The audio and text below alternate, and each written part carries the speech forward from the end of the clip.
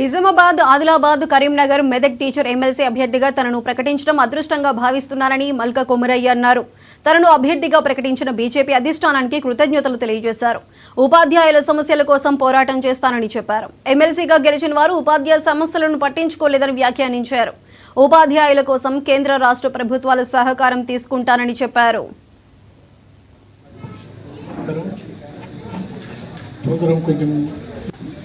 MLC ఉమ్మడి అభ్యర్థిగా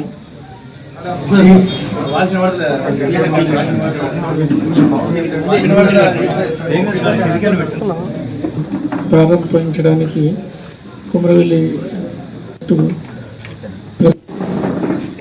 వారు చాలా చదువుకొని ఎడ్యుకేటెడ్ స్టూడెంట్స్ అందరినీ చదువు చెప్పి బాగా చేస్తూ ఉన్నారు. టీచర్స్కు చాలా సమస్యలు ఉన్నాయి. సమస్యలు చాలా రోజుల నుంచి పెండింగ్ ఉన్నాయి. సమస్యలలో ఒకటి ఓడిస్ పెండింగ్ ఉండడం కానీ, ఇన్సూరెన్స్ కానీ, ఇన్ఫ్రాస్ట్రక్చర్ కానీ, వాళ్ళకు కాంట్రాక్ట్ టీచర్స్ ఉన్నారు, వాళ్ళకు మినిమం స్కేల్స్ లేవు. 317 కూడా చాలా కన్ఫ్యూజింగ్గా ఉంది. దానికి మన మినిస్టర్ గారు సంజయ్ గారు బాగా ఫైట్ చేసి కొట్లాడారు, జైలు కూడా వెళ్ళారు. అది ఇప్పుడు మధ్యలో కొంచెం అమెండ్మెంట్ కాబోతుంది, అదొక గుడ్ న్యూస్. బట్ ఇంకా చాలా ఇష్యూస్ పెండింగ్ ఉంది.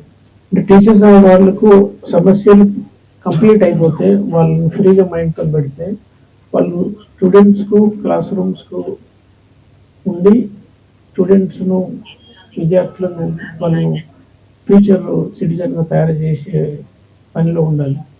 కానీ ఈరోజు ఏమవుతుందంటే వాళ్ళ ఇష్యూస్ కొరకు దాని కొరకు రోడ్ల మీదకి వచ్చి స్ట్రైక్ చేయడము, లేకుంటే గవర్నమెంట్ చుట్టూ తిరుగుతూ వాళ్ళ టైం మంచి టైం అంతా వేస్ట్ అవుతుంది.